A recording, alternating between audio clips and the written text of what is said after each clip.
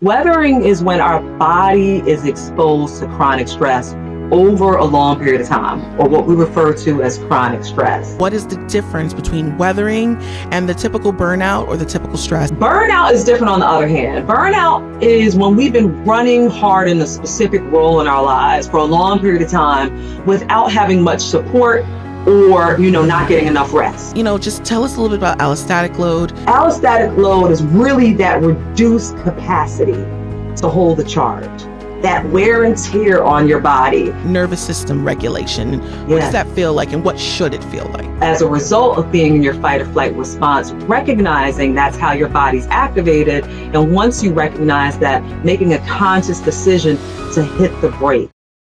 There's a word for what happens to Black women's bodies when we carry the weight of racism, stress, and being everything to everyone year after year. It's called weathering, and the research says that by our early 50s, it makes us 7.5 years biologically older than white women the same age. That's why today I'm sitting with Dr. Natasha Manning-Gibbs, a Columbia-trained licensed psychologist with a PhD in counseling psychology, who specializes in stress, trauma, and emotional healing. She's one of the experts who can explain what's happening inside our bodies and give us the tools to stop it. Today we're going deep into weathering, what it is, how it's showing up in your health, and how to start undoing the damage. If this is the kind of conversation you need in your life, subscribe and follow so you never miss an episode. This is the Lushness podcast. Let's get into it.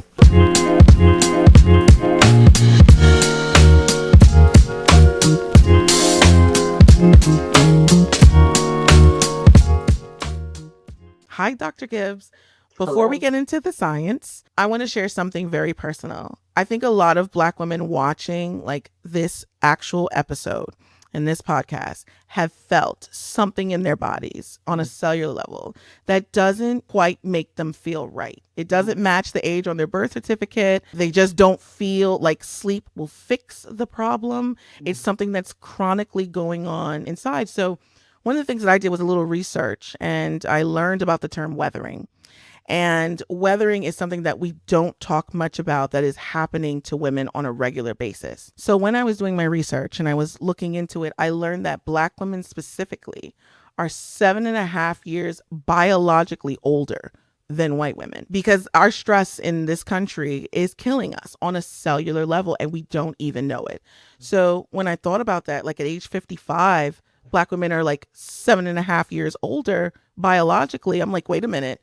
That's not just a stat. That's my mother. That's my sister. That's most of the Black women that I know, that we don't even realize that we're biologically aging rapidly internally. And I think that that is something that we need to discuss.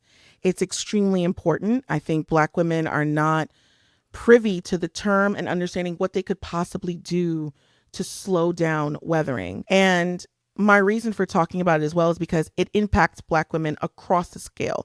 Doesn't matter their economic status. It doesn't matter where they live. This is just a phenomena in the United States in general on how we weather. So I wanted to talk to you about that because personally to me, that impacted me, especially the women in my family, knowing that they are feeling what they're feeling, and it actually is something that could be prevented. It can be managed, and it's something that we have to stay privy to and keep that notion in the front of our mind that, hey, this heavy level of stress is weathering me internally, whether I know it or not, and putting a word to exactly what is in fact impacting us. So that's something that personally for me, this was a personal episode and a topic that we don't talk about as often. When we turn on the news and we see racism and we see all the things that are impacting Black people as a whole, we don't even realize that our cells are taking this in. So I want you to talk from that perspective more about weathering and how it impacts us and how we are not even recognizing on a day-to-day basis that it is taking place in our bodies. Absolutely. And so before I get into defining what weathering is and how it impacts us, I want to applaud you for listening to your body. And really, what I hear you saying you did is that you went on this journey to find an answer. Yeah. Right. And so I'm glad that you listened to your body. And I want to tell the audience that they should do the same thing. If something feels off, something feels wrong, we should do research and try to get answers. So, weathering, let's start with the definition, just a simple definition. Weathering is when our body is exposed to chronic stress over a long period of time, or what we refer to as chronic stress. And, as I was preparing for this conversation, I was like, you know what, let me use an analogy to really illustrate what weathering is. And I have a few that I'm going to share, analogies I'm going to share with you today. So the first one is I want people to think about themselves being equivalent to being a car, right? Obviously, in a car, we have an engine, and that is essentially our bodies.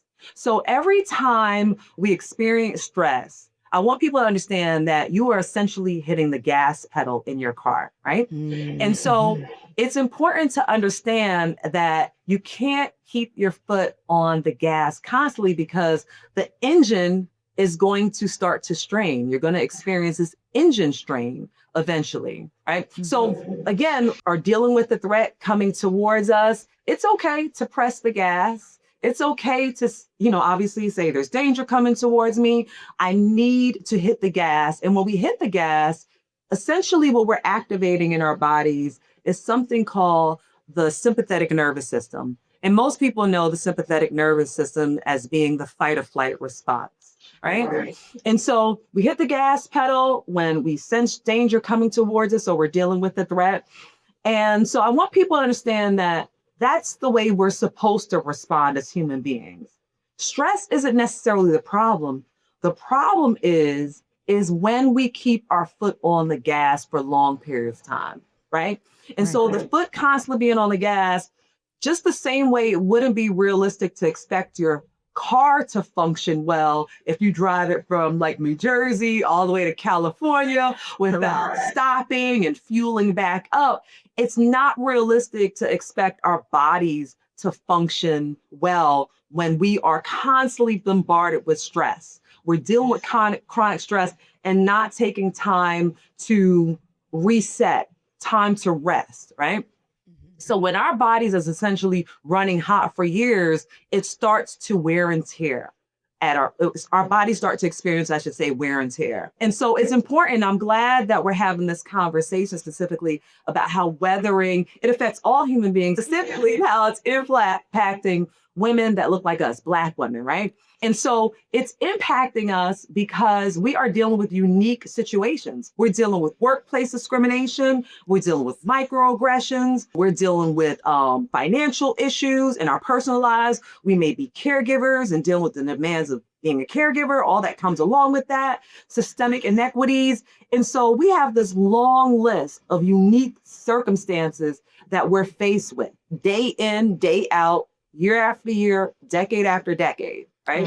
And so I'm glad we're having this conversation because weathering actually takes a physical toll on us, right? And actually can accelerate, like you said, aging and cause certain diseases. So again, I want to applaud you for listening to your body and for having this conversation. I think, Black women really need to be aware of weathering and how it impacts us. I love that. That's perfect. And what I wanted to say, just to segue off of that, I want to specify that weathering is very much cellular, and it is a difference between burnout and regular stress. So I would love for you to expand on that. What is the difference between weathering and the typical burnout or the typical stress that we face on a regular day-to-day basis? Yeah. And I'm glad that you're bringing those terms into the conversation because those are the terms that most people are aware of, right? But weathering is different from regular stress and burnout. So regular stress, starting there, regular stress is more situational. Right. So if somebody is faced with a work demand or they're dealing with caregiver responsibilities or demands, those are particular situations that can trigger your stress response, right? Your heart starts to race, your palms might get sweaty as you're preparing for a big presentation at work, right? But once you get through the stress or whatever the stressor is, like the presentation, your body goes back to functioning normally.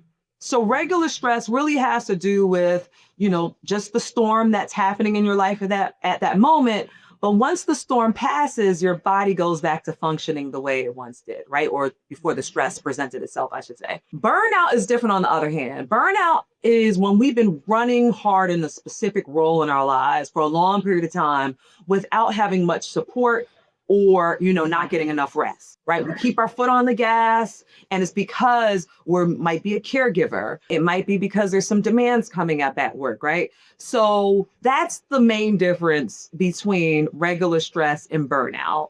However, the difference between those two and weathering is that weathering is different from both. Weathering has to do not just with one storm, right? Weathering is like living in a climate where you're dealing with storm after storm after storm. Absolutely. Right.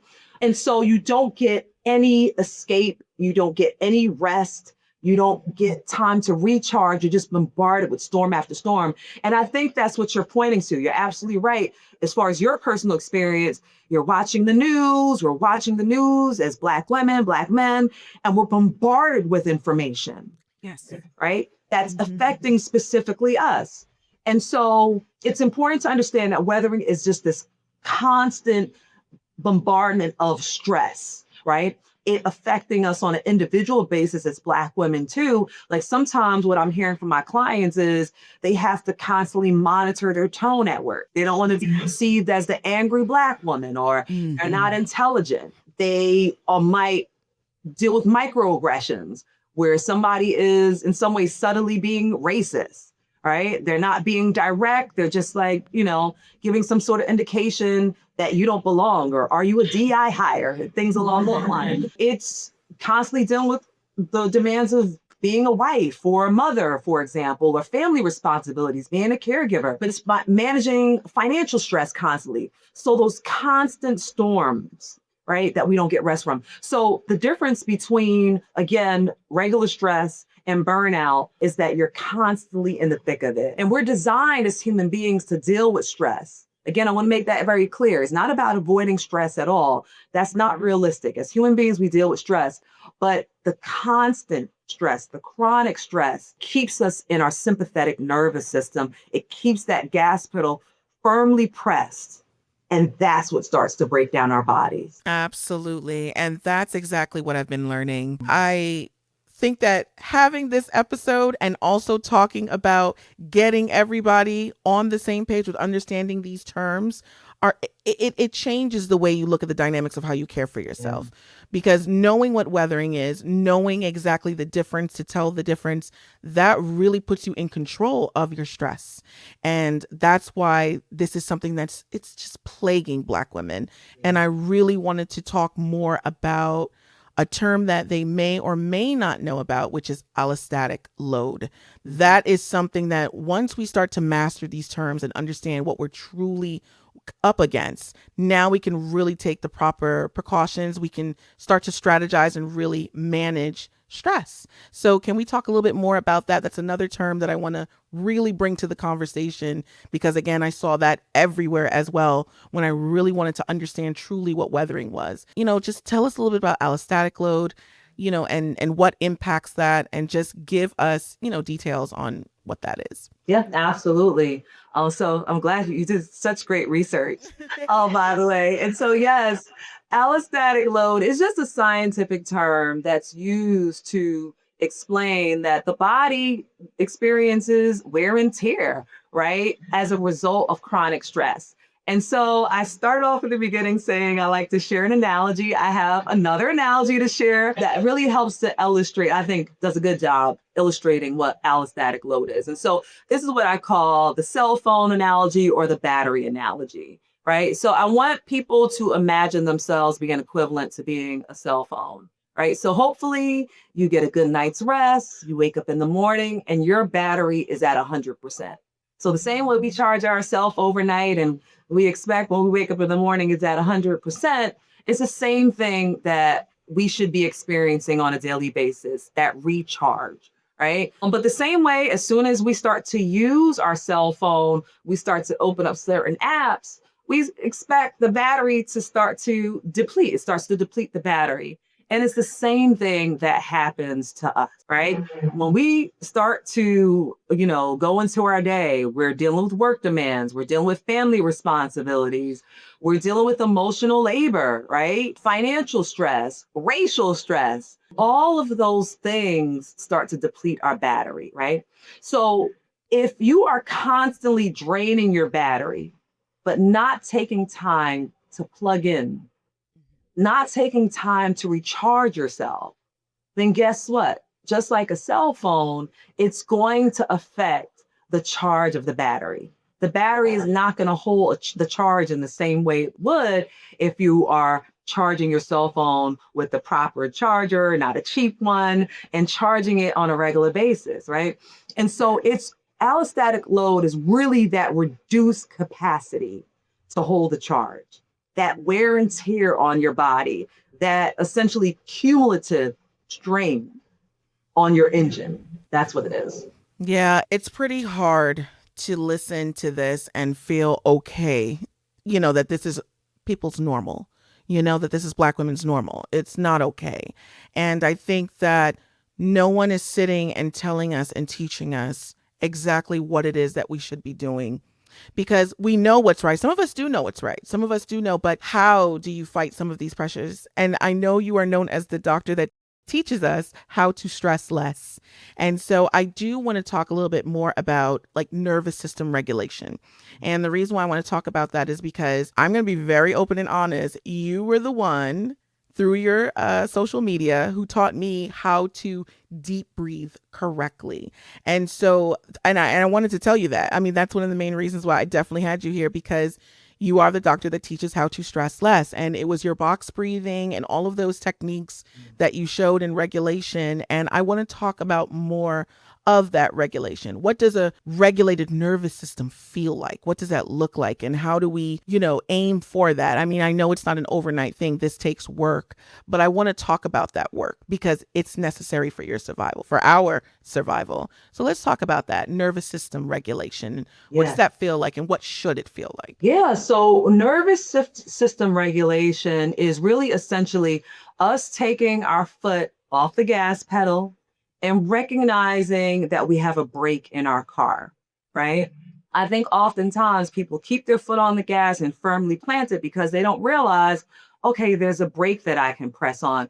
And so nervous system regulation is just being aware of that, oh, wait a second. I got my foot on the gas, and it's vitally important that I take my foot off the gas, take myself out of fight or flight response, and enter a different part of my nervous system called the parasympathetic nervous system, which is also known as our rest and digest state, right? And so what that looks like is just the recognition and doing exactly just that. Instead of having your heart rate racing, your muscles tensing, all the things that come along as a result of being in your fight or flight response, recognizing that's how your body's activated. And once you recognize that, making a conscious decision to hit the brake by tapping into things that can ground us. Right. And so we'll obviously talk about that in this conversation in a bit more detail, but that's what nervous system regulation is all about. Just that recognition from going from gas to brake. Absolutely. I love that, from gas to brake. I think that stop, drop, and roll that we should be doing in our personal lives to really stop the stress. And I can honestly say that a lot of the contributions to this is definitely the doom scrolling. Like you said, the media presenting so much information so quickly and so rapidly. Your body doesn't even have time to process all of it, even down to, and so stack all of that up. Just even just a rough day. And then you end your day with those type of habits, those type of things that continuously feed, the dysregulation of your nervous system. I think we really need to learn to like stop, smell the flowers a little bit and take a break, because it is killing us. And like you mentioned also, it's tied to diseases. A lot of the main cause of diseases is stress. It's chronic stress. It's our body consistently in fight or flight mode. And the fact that our demographic is consistently walking in fight or flight mode, this is something that I don't think anybody's talking about as big as they should be. Yeah. I think there should be a whole dedication to really helping us Yeah. achieve just on a level of stopping this biological aging that's happening to us Yeah. chronically.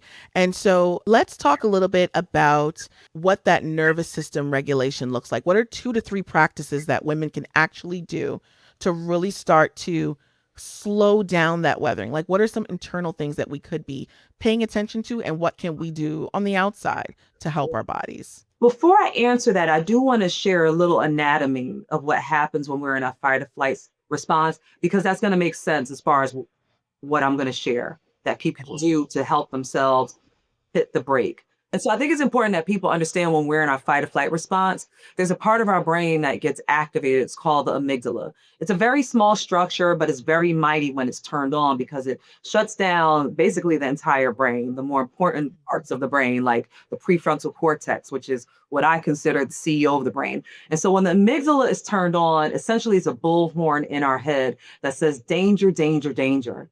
It shuts down the rest of the body. It sends a signal to another part of the brain to say, hey, produce cortisol, right? Which is our stress hormone. And when cortisol is pumping through our bodies for long periods of time, going back to the allostatic load, that's what's wearing us out, essentially. That's what's breaking down our body. Our body is not equipped to deal with, cortisol pumping through our veins day in and day out, right? So the reason why I wanted to share what's happening in our brains, how the amygdala gets activated, is because one of the first things that I teach people to tap into is deep breathing. What we know is that deep breathing actually helps us to hit the brake. So it does that by there's these receptors in our lungs. And so when we take a deep cleansing breath, these receptors send a signal to a very important nerve in our body called the vagus nerve. When the vagus nerve is activated, that nerve then says to the amygdala essentially, hey, you don't have to be on. Calm down. Stop running the show in the brain. Stop saying danger, danger, danger. Stop signaling to another part of the brain to produce cortisol. And then there's this cascade of actions that happen where your shoulders start to come down, muscles start to relax. I tell people when we're in our fight or flight response, even our eyes function differently. Our pupils are dilated because, we need that to happen when we're dealing with a threat and trying to get out of a dangerous situation. So to answer your question, the first thing that I teach people is the importance of deep breathing. Taking a deep cleansing breath to activate that vagus nerve and essentially go from hitting the gas to hitting the brake in your car, right? So that's one thing. Another thing is for people to really just do a body scan, right? I want you, your viewers, to actually do that in this moment right now. Think about, is there tension in my eyebrows? Am I clenching my jaw? How do my shoulders feel? Are they up by my ears or are they more relaxed? Are my toes scrunched up in my shoes right now? And so I think it's important for people to do what I call a body scan from time to time throughout the day, because that awareness can actually help you to hit the brake. It helps you to recognize, oh yeah, I am really tense right now. Oh, wait a second, just that recognition. Let me relax a bit. Let me come out of that sympathetic nervous system, that fight or flight, and make a conscious decision to enter my rest and digest, my parasympathetic, right? So body awareness, body scan.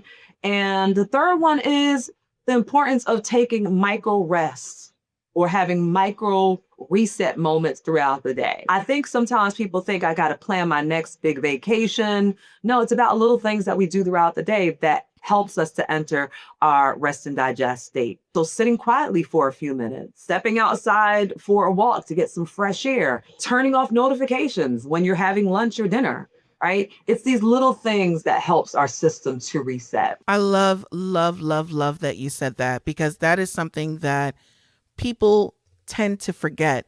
Your body sometimes is screaming.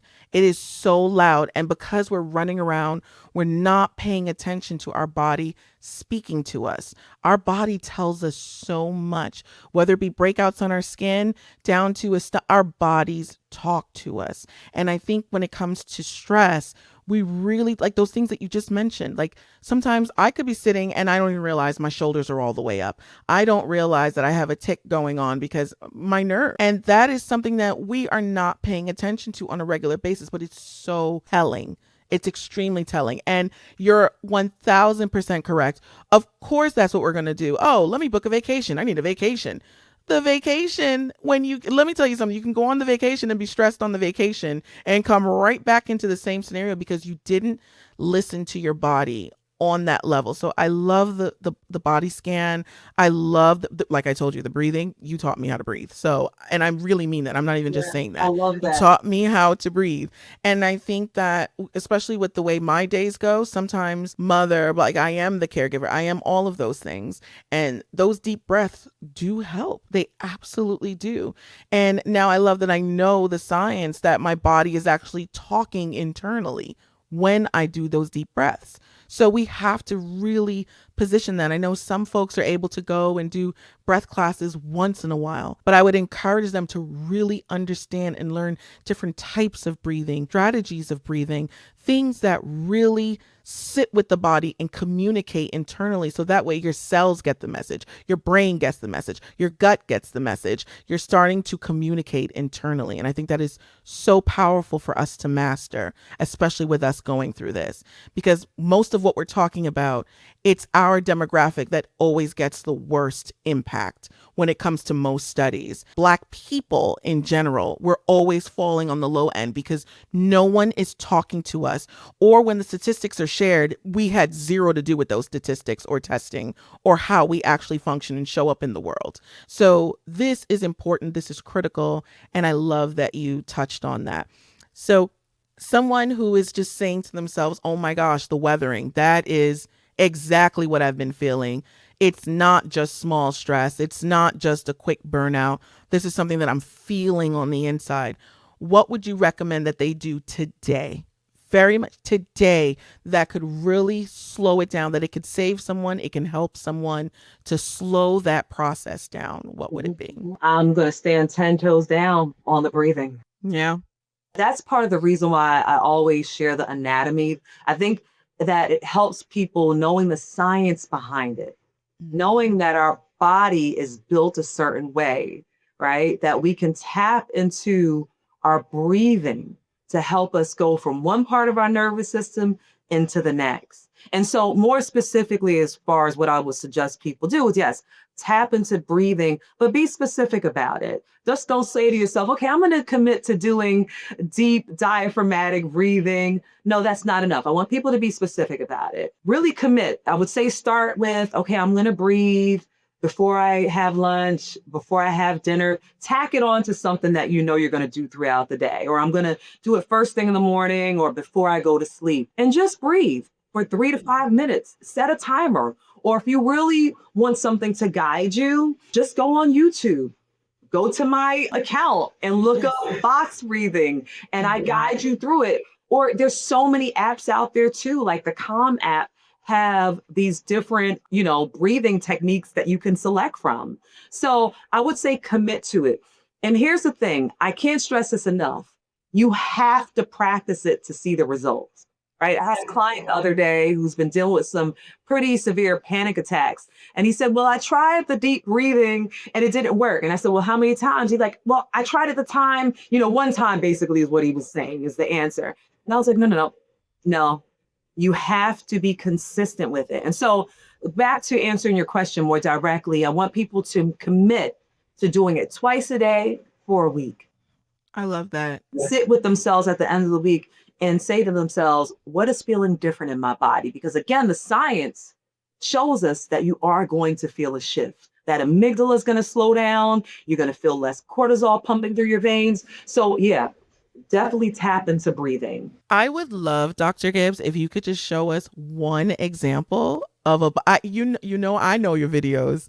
And so I would love for you to just show at least one way. So even if they never get to, head to but they were able to watch this, they were able to see a structure or some sort of, the way that it can be done, that you can just do that for like 3 to 5 seconds, Absolutely. throughout your day, and it will reset. I would love for you to demonstrate. So I know you mentioned, yes, I have a few different types of breathing on my Instagram account, but I actually want to teach you one that I've been really stressing to a lot of my clients to practice because it's grounded in so much science in particular. They studied 4-7-8 breathing. Right? Mm. Box breathing, there's science behind it too, but let's practice 4-7-8 breathing. So the numbers stand for 4, you're going to inhale deeply into your diaphragm, not into your chest. I make that distinction because sometimes people don't realize that they're doing what we call shallow breathing because they're not breathing deeply into their lungs. They're not breathing deeply into their diaphragm. They're breathing into their chest. So you don't want to do that. So you want to sit upright, breathe deeply into your diaphragm for a count of 4. Try your best to hold for a count of 7. And the reason why I say try your best is because the first few times, because we hold so much tension in our body, it may be hard for you to hold the breath, but try your best. And then you're going to forcefully exhale through your mouth for a count of 8. So inhale for 4, hold for 7, and exhale for a count of 8. All right. So your listeners have nothing to worry about. They don't have to, memorize the numbers right now because I'm going to count them through. All right. So we're going to start now. So we're going to inhale deeply, 2, 3, 4. Hold, 2, 3, 4, 5, 6, 7, and exhale forcefully through your mouth, 2, 3, 4, 5, 6, 7, 8. Do it for about 2 to 3 more rounds and really assess. How do you feel? How do you feel? That amygdala, it definitely slows down. I'm going to be very honest with you. While you were instructing and I did it, you can feel in the exhale that you let out, like you can feel like my shoulders dropped with it. I'll say that. I'm being very honest. I'm giving my actual critique on the breathing. My shoulders dropped, and you do feel a pressure of relief because of the holding of the breath, and it really does kind of ground you. Like my shoulders initially dropped. So the breathing is that powerful, and I think you walking us through it shows that. And I think that the more we master it, the more we understand it, the more we put it into practice, it will help, because I just did it. And so these are the things that we don't get the girlfriends, mom, all of us to tell us this on a regular basis so we remember it. Sometimes you'll walk in and your mother will be like, "Oh, drop your shoulders. Why are you so tense?" Like what? And you don't even know it, and that is actually a form of our environment taking a toll on us.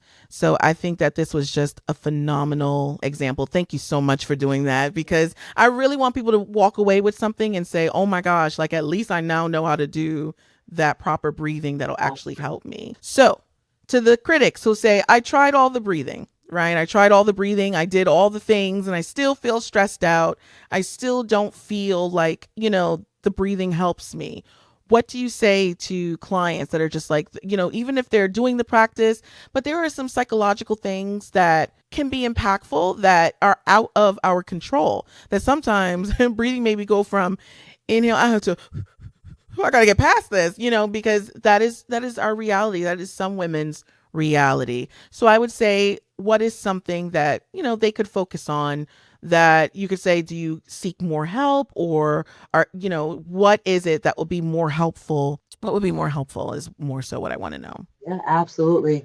And I'm glad that you are drawing attention to the importance of not just plugging into one thing. I really want to make it clear we're not saying that, oh, just breathe, and that's going to help you to counter the effects of weathering all by itself. Because remember, weathering is like you being in an environment where you're dealing with storm after storm after storm. Right. And so I would say that if people are dealing with symptoms or dealing with things happening in their body, like, migraines and headaches and digestive issues. If your body is screaming at you like, hey, you've been in your survival mode for too long, I think it's important that you do consider reaching out for help. Right? That you do commit to being in community. One of the things that I've noticed sometimes when people stressed out and dealing with weathering, they kind of isolate themselves, put themselves on an island and feel like they have to navigate the stress all by themselves. So yeah, tap into therapy. That can be very effective in helping to counter effects of weathering. Staying in community is another thing. And yeah, just really committing to creating a toolbox of grounding techniques. So we're talking about breathing, but I think it's really important that we lean into exercise, right? That can counter the effects of weathering as well. And so really creating, again, a toolbox of things that you can go into and take out when you are feeling completely overwhelmed and noticing the wear and tear that weathering, has on the body, the mind, body, and the soul. Oh, I love that. Dr. Gibbs, what is in your toolbox? What is in your grounding toolbox? That's what I'd like to know. Yes, I love that question. And so, one of the things that I say to a lot of my clients, one thing that I really pride myself on is practicing what I preach. And I don't say that, that's not my ego speaking. It really is just a fact and it's the truth. And I think that I practice what I preach because over the years, I've seen how beneficial and how effective the tools that I teach my clients, how effective it's been for them. Right. Mhm. So, what's in my toolbox is some of the stuff that I mentioned today, but I also meditate. I practice something called transcendental meditation, and that's the whole other podcast by itself. But basically, transcendental meditation, or we also call it TM, is you take yourself into your parasympathetic twice a day for 20 minutes a day, and I tell you, it's been life changing for me. I think that's one of the tools that has helped to ground me the most over the years. So yeah, I do breathing on a regular basis. I meditate. I exercise several times a week. My family laughs at me because it's sometimes the little things that we do, but I have a concert every night in my bathroom as I'm I getting know that's right. I'll I put know. a good playlist and I will sing my little heart out and I'll dance. So yeah, it's that's what's in my toolbox, these little things. And yeah, I do like everybody else. I do look forward to vacations, but I'm very intentional about the micro resets throughout the day, throughout the week. And it really adds up. It really does add up. I love that. Thank you so much for that because I feel like we have the expert, so we want to know what the expert does because, that's what makes it not, and I want to say this as fluid as possible. This is not a victim mentality. This is not this is just a Black woman thing. No, this is science. This is real. These are statistics. These are real studies that have happened that show that this is very real. And we really should be taking this very seriously. And I couldn't think of a better person to come on and talk about that. And thank you so much for being here. Thank you for sharing this. It's important. I hope that our viewers, our listeners are able to hear this and understand that just knowing this information could help save other women in their family as well from this rapid biological aging because we deserve to live long. We don't deserve what the world does to impact us in our everyday life because we still have so much to give, so much to do, and so much to accomplish because that's just who we are innately. So nothing formed against us should be prospering to take us off course of our mission and what we're supposed to be doing. And so that's why this conversation is so important. Thank you so much for sharing it, Dr. Gibbs. I love, love, love everything that you do. And I just pray that everyone hears this message, understands these terms, and really run with it. Can you tell us a little bit about your book as well? I do want to talk about the book mainly because you did, and it's powerful, Stress or Die. And that is very real. So I just want to talk about that a little bit, just so people can understand what's in the book if they want more information from you. Yeah, thank you so much. And before I get into my book, I just want to say thank you for bringing attention to this very important topic. I'm glad you had the experience where you're listening to your body. You went on this journey to find out why. You did the research. And yeah, I just want to say thank you so much for sharing your story and bringing attention to this very important topic. But yeah, I have a book. It's called Stress Less or Die. It's on Amazon. Just put that in and it'll pop right up. But it's a guided journal. It's not filled with a bunch of jargon. My mission with Stress Less or Die is to help people to tap into their mind, their body, and their soul. And so I guide people through several prompts in the book on how to be in tune with your mind, what's going on up there, identify the thoughts that are stressing you out. I give you specific ways that you can restructure some of your negative thoughts or your anxiety provoking thoughts or your stressful thoughts. I also give you journal prompts on how you can go into your body and settle your nervous system. And also, ways that you could tap into your soul by tapping into things, plugging into things that bring you joy, that recharge your battery. So it's a guided journal. I would love for people to pick it up, support the book, but also definitely do the journal prompt, because I think by the time you get to the last page, you should feel a significant shift in your mind, your body, and your soul. I love it. Thank you so much, Dr. Gibbs. Again, I appreciate you so much. Thank you. I appreciate you. Thank you.